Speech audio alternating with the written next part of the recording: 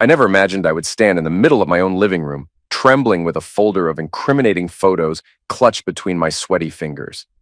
In one night, my entire life had unraveled. A few hours earlier, I had been consumed by a sense of dull unease, but nowhere near the fury and disgust boiling inside me as I realized what I was holding in my hands. I was supposed to be a loving husband. I'd known Jennifer ever since we were wide-eyed teenagers in high school. We'd been married for 9 years. We'd lived through the typical ups and downs, big relocations, student debt, career misfires, arguments over whose turn it was to fold laundry, all of it. We grew older, always side by side, tackling challenges like a unified front. Sure, I wasn't perfect, but I genuinely thought of myself as one of the good guys. Steady, dependable, there for her no matter what. Even as the years passed and we faced the possible foreclosure of our home, I always tried to be the rock, the stable one who refused to let everything collapse. But the moment I flipped through those pictures, every comforting notion I had about my wife, my marriage, my own decency, it all shattered with a loud crack in my head. The man I was turning into, ruthless, furious, vengeful, terrified me.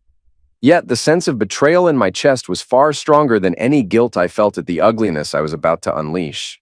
I had just come off a case at the small law firm where I now worked, head pounding from a day of reading contracts for some local nonprofit. My job wasn't glamorous. I specialized in small-scale disputes, contract law, that sort of thing, but I was proud of it. I helped real people, not faceless corporations. I tried to keep my moral compass intact. That was the day I found a plain, unmarked envelope waiting for me in my top desk drawer. It was the oddest thing. There was no name on the outside, just my first initial scribbled in pen, as though someone had broken in or gotten special permission from the office staff to leave it there. I opened it, my insides twisted with confusion and revulsion. There were nearly a dozen photographs, each a little blurrier than the last, but still perfectly recognizable. Images of Jennifer wearing what looked like latex or leather, kneeling on a small stage in front of multiple customers in a dimly lit upscale venue that looked more like a high-end fetish lounge than a run-of-the-mill strip club. In some photos, she was with older couples, 2 couples, possibly more. Another showed her with her arms behind her back in an apparent demonstration of subservience, glaring neon lights flashing around them. The photographs got progressively stranger. Her face contorted in an almost manic grin, some sort of grotesque revelry reflecting in her eyes. None of this was simply dancing or regular stripping. This was the domain of a swingers club, replete with bizarre performances for private guests. Even with my brain screaming that it might be a trick or a setup, I recognized her. The posture, the tilt of her head, the shape of her body, the jawline. My wife. The dating of the photos feature printed at the edge indicated these images were very recent. 2 weeks prior, 5 days prior, even the same week. So many emotions pummeled me at once. Confusion, betrayal, a twisted sense of awe that she could keep something of this magnitude hidden, and a spike of unfiltered rage. There was no neat, tidy way to process it. And for a moment, I just stood by my desk, scanning these pictures repeatedly as if hoping they might transform into something else. My vision literally darkened at the edges from the anger surging inside me. I stuffed the pictures back into the envelope, locked it in my desk, and tried to steady my breathing. I had to confirm if this was real, and part of me wanted to gather all the evidence in the world so there could be no chance of her wriggling out of it. Within the hour, I'd placed a call to a private investigator I'd used in a past pro bono case. It was expensive, yes, but I had to know the truth. A single set of photos might be forged, or so I told myself in the vain hope I was still some naive guy. But my gut told me differently. If those pictures were real, Jennifer was living a life I had never suspected in my wildest nightmares. That very evening, I returned home, my mind still blazing. Jennifer wasn't around. A note in the kitchen indicated she'd gone shopping and would be back late. No specifics, no explanation, typical. For the last few months, she'd grown increasingly vague about her whereabouts and started wearing bras and underwear that cost more than our monthly groceries. I'd ask questions, but she waved them off with charming smiles or quick deflections.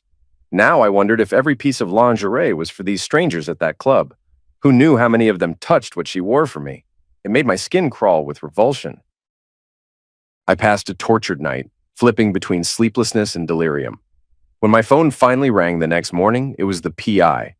He asked me to meet him in a parking lot near an old diner on the outskirts of town. That was where I'd received definitive proof, he said. I drove with both hands white-knuckled around the steering wheel. At the diner, I found him seated in a booth, a small folder in front of him.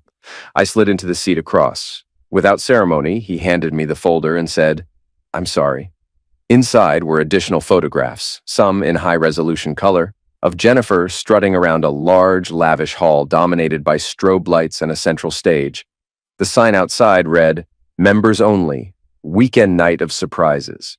More photos, Jennifer leaving with wads of cash stuffed into a small satchel, Jennifer hugging and kissing older customers, Jennifer in a full latex bodysuit that left only her eyes and mouth exposed, and worst of all, her standing in the middle of the stage, wrists chained, performing some elaborate, humiliating routine while onlookers cheered. The images were explicit enough that I had to force my eyes to keep looking. Where is this?" I rasped. "An exclusive swingers club," the PI replied quietly. "They host private parties for affluent members? Apparently, she's been going a couple of nights a week for months." My stomach churned. She told me she had acting roles or extra gigs. All the while, she was doing that for money, or maybe even for fun. I stared at the swirl of cheap diner coffee in front of me, suppressing the urge to flip the table in a rage. "Send me everything you have," I said. "Every photo, every time stamp. I need it all." He nodded grimly. "I'm sorry it turned out this way. It wasn't enough for me to have the photos. A part of me, some savage primal urge, wanted to confront her in the moment, to see with my own eyes what she was doing. And, yes, perhaps to punish her somehow for making a fool of me. I was seething, but I couldn't tip her off, so I told her I had an overnight assignment and wouldn't be home. In reality, I arranged to enter that secret club as a paying customer. The cost of admission was outrageously high, but I had enough in my account, and I didn't care if I had to drain every penny just to step inside that vile place. On the designated night, a Friday, I showed up at an unmarked building in a secluded area behind a row of abandoned warehouses. My heart hammered. A line of masked individuals stood by a tall, muscular bouncer who checked membership cards. The PI had provided me with a method to bribe my way in. Sure enough, after I slipped the bouncer some cash discreetly, he let me through. I entered a lavish, dimly lit lounge with plush chairs arranged around small tables. In the center was a stage encircled by a catwalk. The entire place reeked of expensive perfume, leather, and a faint note of sweat. My senses were on overload. Laughter, moans, and clinks of champagne glasses reverberated across the walls. They handed me a black and silver mask at the entrance. I'd already donned a dark suit to blend in with the upper-crust clientele that apparently frequented this place.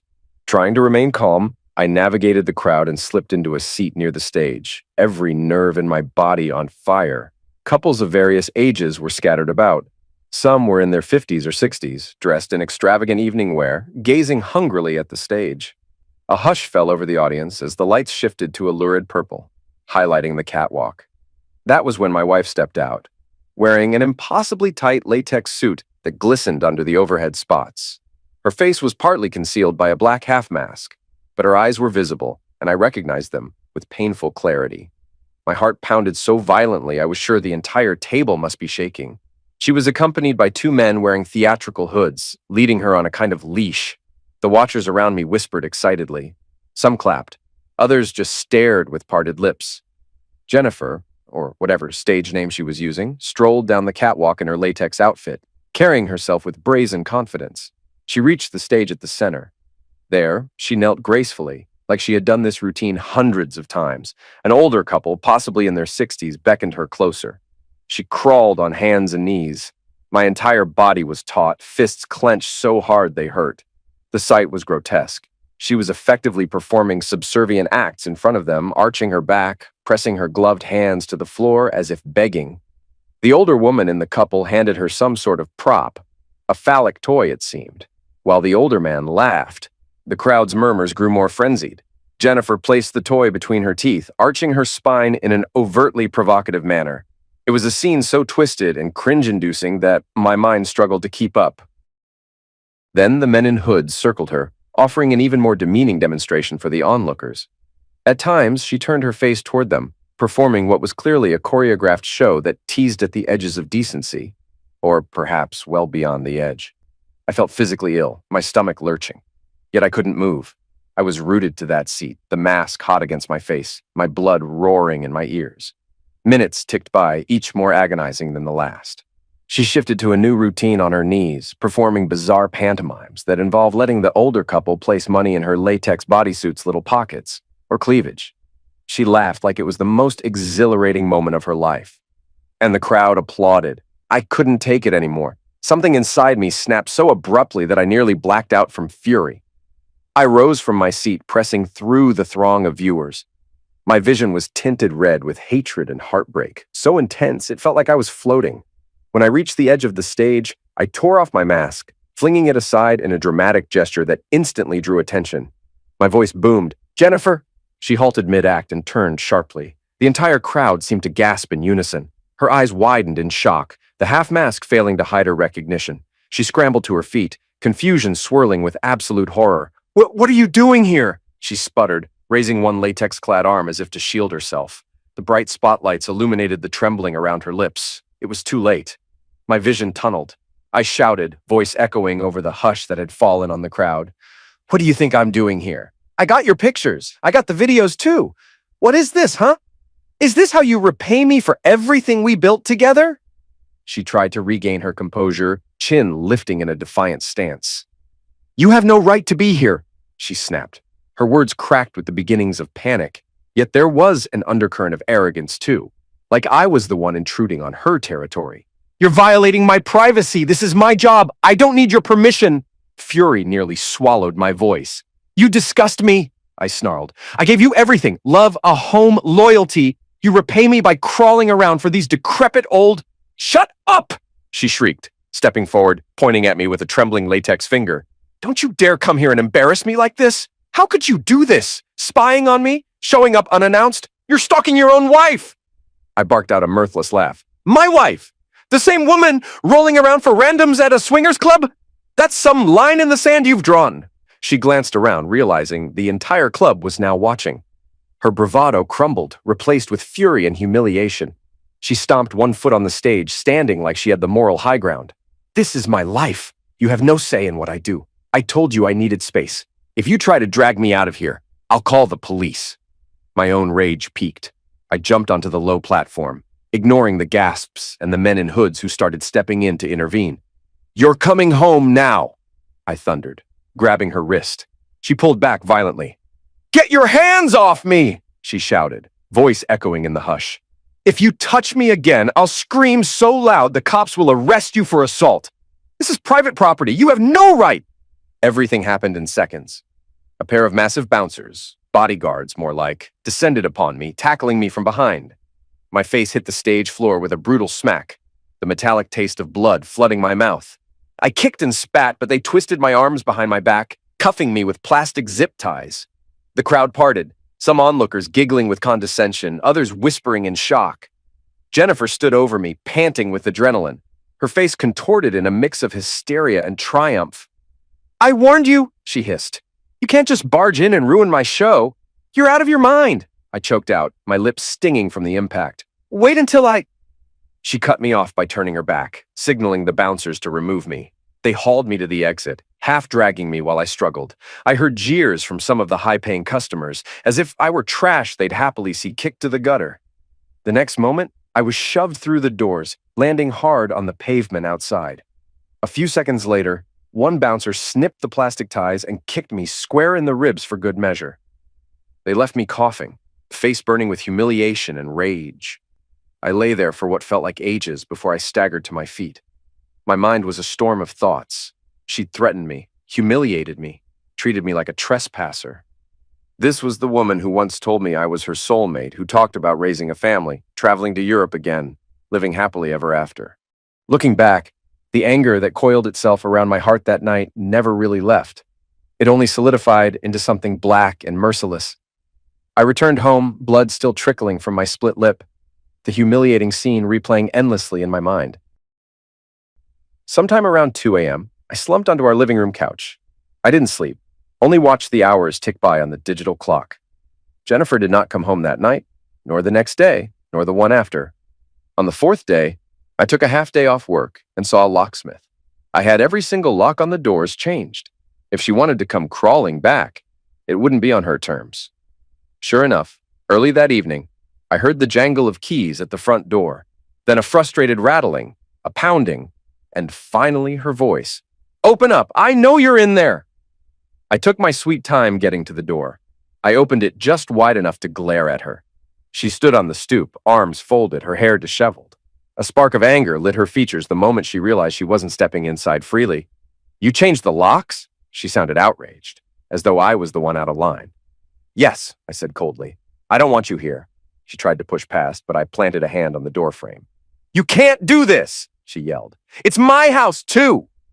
"Not for long, it isn't," I snapped back. "You lost your say when you threatened me in that cesspit of a club. You made your choice." She glared furiously, fists clenched at her sides. Then her expression shifted to something more cunning. "Fine. You don't want to let me in? We'll see what the police have to say about this. I'll have you arrested for spousal abuse." I leaned in with a sneer, letting the darkness of my own rage show.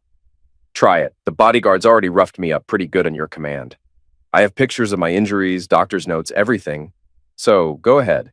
You'll end up behind bars for assault and battery with your darling club buddies." "You," she sputtered, eyes wide with hate. "Do you think I can't fight back legally? We'll see about that." I slammed the door in her face. She pounded for another few minutes, hurling obscenities, then stormed off to her car. I watched from the living room window until her taillights disappeared down the street. My breathing was shaky. Part of me felt sick.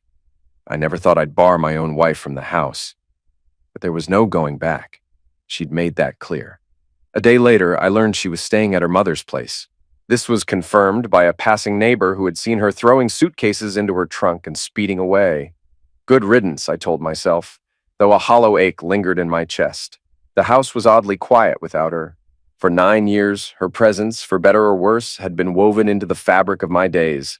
Now I paced empty rooms, half expecting her to appear with some mocking grin or haughty remark about my privacy violation. But I had no time to indulge in sentimentality. I needed to move fast. She had threatened legal action, and she was cunning enough to follow through. I had to speak to a lawyer, not just rely on my own knowledge. I specialized in contracts, not messy divorces. I scheduled an appointment with a divorce attorney recommended by a colleague. Before I left, I gathered every scrap of evidence. Photos, the private investigator's file, the text messages from her that reeked of arrogance, threatening me with serious consequences if I ruined her career. As I was locking up the house, my phone buzzed. An unknown number flashed on the screen. I nearly ignored it, but something made me pick up. A woman's voice. "Hello, is this Jennifer's husband?" My pulse quickened. "Who's asking?" "It's Nancy," the woman replied. "We work together at the club. She once introduced me to some of your pictures. She carried them in her phone, and I recognized your face when you stormed in. I need to see you." I paused, knuckles whitening around my phone. "I'm not sure what you want." "I have information," Nancy continued, her voice subdued. "About Jennifer. About her whole operation. She used to recruit other women." "What do you mean, recruit?" "She'd approach women, wives, girlfriends. She'd get them to come in for auditions, get them to sign membership deals. She was receiving a cut of their earnings, and she bragged about it like she was proud. I quit the club recently, but I feel horrible about some things I knew and kept to myself. I'm willing to share what I know if you need it." My heart thumped. "We can meet. Name the place." We decided on a modest cafe near downtown, someplace public where we wouldn't feel watched or intimidated. When I arrived, Nancy was already there, sitting at a table near the back. She was dressed simply in jeans and a sweater, her posture tense as though she worried about being recognized. "Thank you for meeting me," she said quietly, motioning for me to sit. I eyed her warily as I eased into the chair opposite. "Why are you doing this?" Nancy sighed. "Truthfully, because I feel guilty. Jennifer lured me into certain activities. I'm not proud of it, but I needed money. At first, she acted friendly, guiding me through the process. But as time went on, I realized she was enjoying it for more than just the money. She told me she liked the power.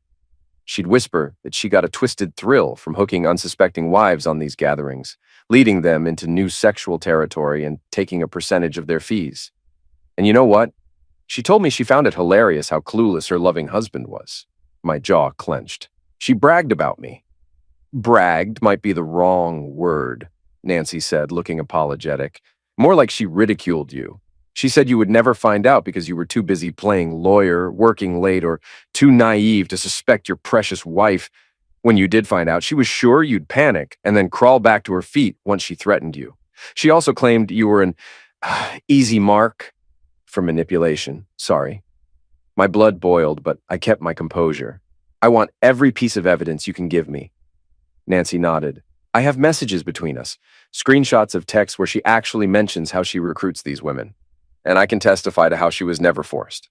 She was the ringleader, essentially. Also, she was pocketing large sums of money, well beyond just a performer's wage. She orchestrated deals. She even bragged about using that money to buy new furniture for the house. I exhaled, heart hammering. She told me it was some hush-hush TV or film gig. Nancy offered a grim smile. She said that to a lot of people, ironically. But it wasn't just about the money for her. She seemed to enjoy those parties. She liked being the star performer. That was no hidden shame or reluctant sacrifice. She was proud.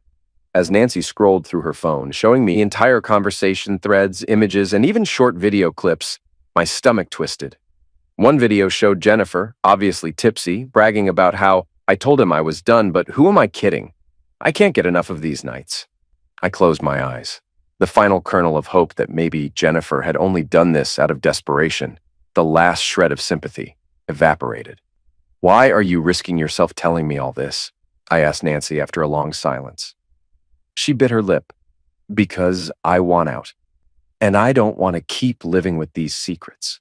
I'm trying to do the right thing. I also suspect she'll drag my name through the mud if this all goes to court. Let me help you. I'm prepared to make an official statement. I just can't keep quiet anymore. I left that cafe with a burning sense of purpose. Jennifer had done more than cheat.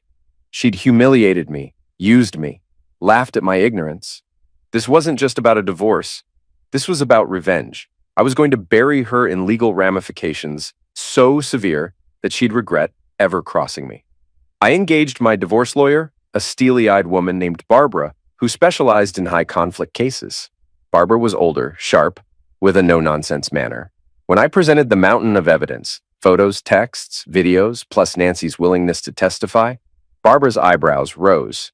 She might attempt to file first, especially if she's as vindictive as you say. We'll be ready.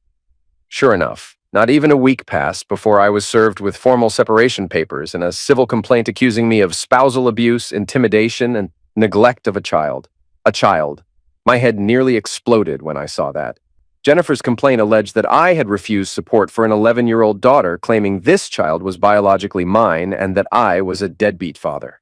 I had never even heard rumors of any child in the entire 9 years we'd been married. Yes, Jennifer was 2 years older than me back in high school, and there was some confusion about her academic year, but I chalked it up to some personal or family reason. Now everything clicked. She must have dropped out due to pregnancy and returned later, never telling me. She was effectively trying to paint me as not just an abuser, but a father who refused to acknowledge his secret daughter. The entire situation was grotesque and insane. But if I'd learned anything, it was that Jennifer relished insane schemes. I marched into Barbara's office, tossing the complaint on her desk. "She's lost her damn mind," I barked.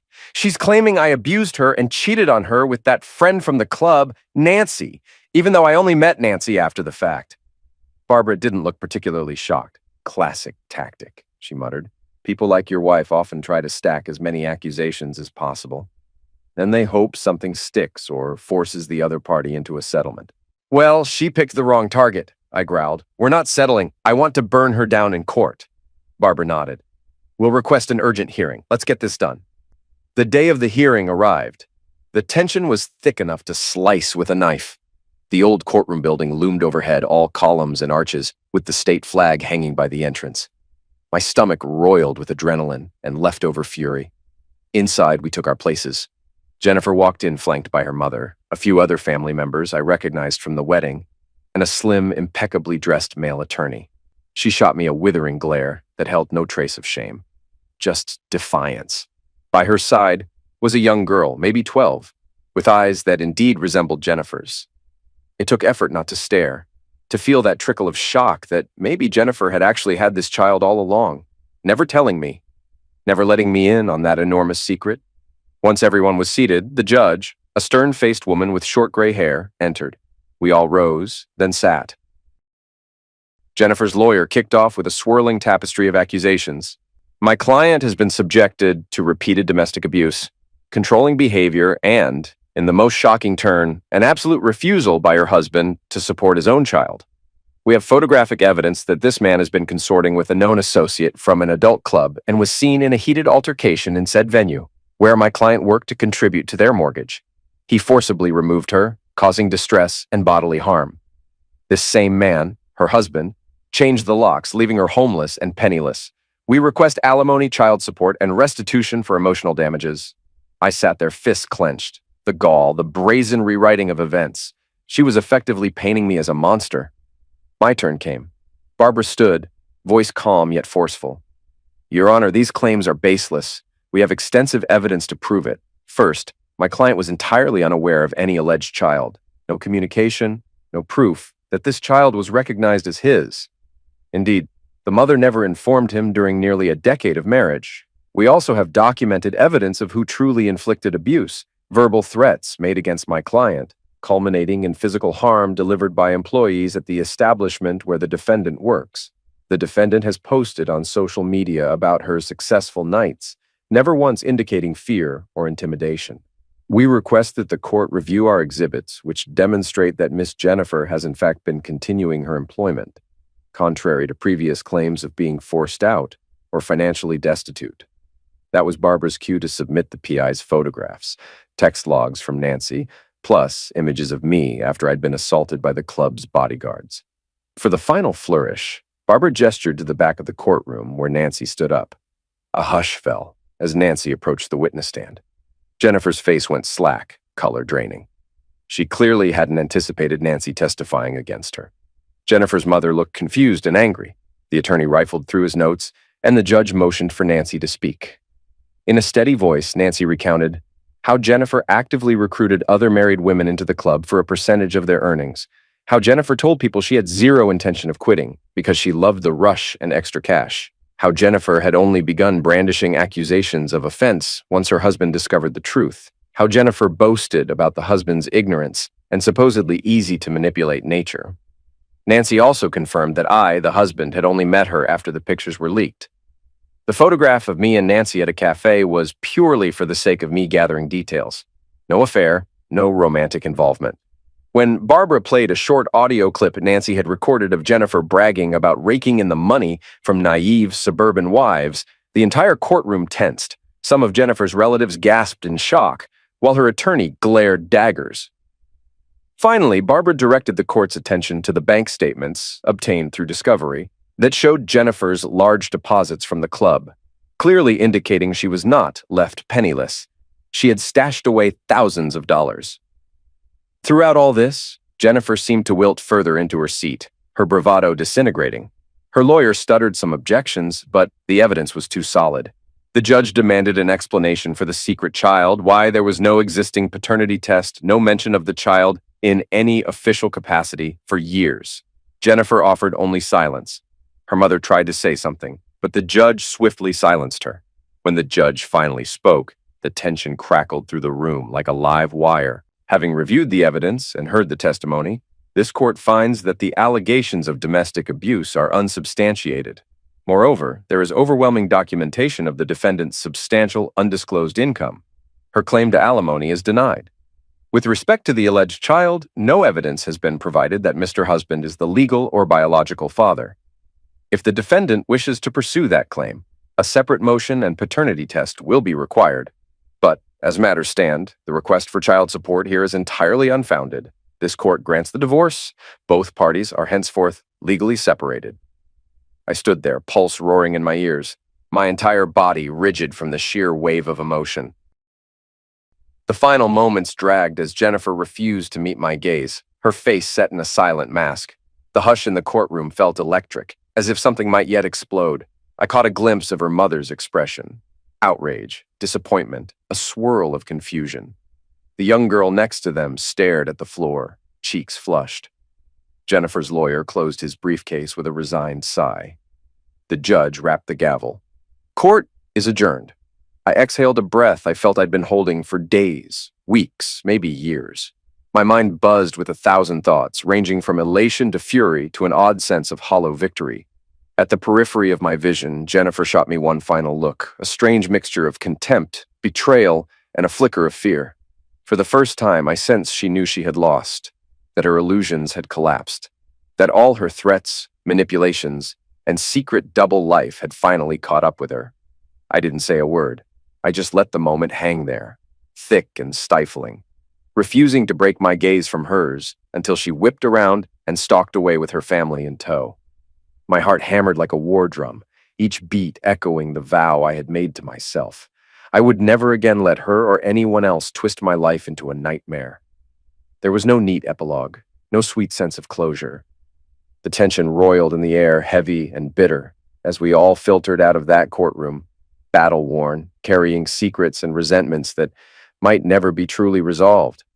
Yet for me, it ended right there, in that moment, on that razor's edge of fury and grim satisfaction. The marriage was gone, shredded by her lies and sealed by the judge's decree. And so it concluded, on a suffocating hush, with no illusions left to protect us from the bitter truth.